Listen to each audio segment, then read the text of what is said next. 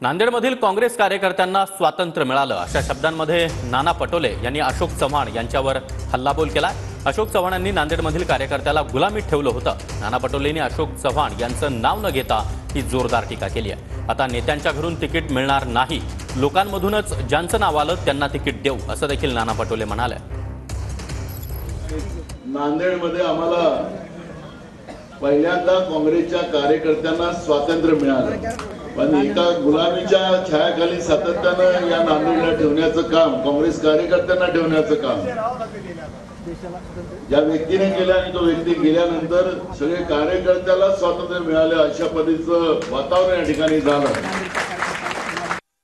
आता नेत्यांच्या घरून तिकीट भेटणार नाही।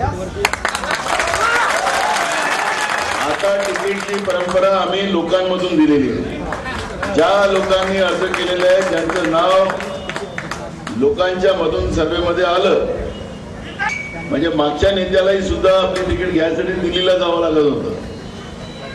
मी ज्या दिवशी अध्यक्ष झालो महाराष्ट्राचा काँग्रेसचा, त्या दिवशी मी सांगितलं की या तिकीटा तुमच्या घरी पाठवायची व्यवस्था करा। वसंतराव चव्हाण साहेबांचं नाव आलं, त्यांना घर बसल्या तिकीट दिली।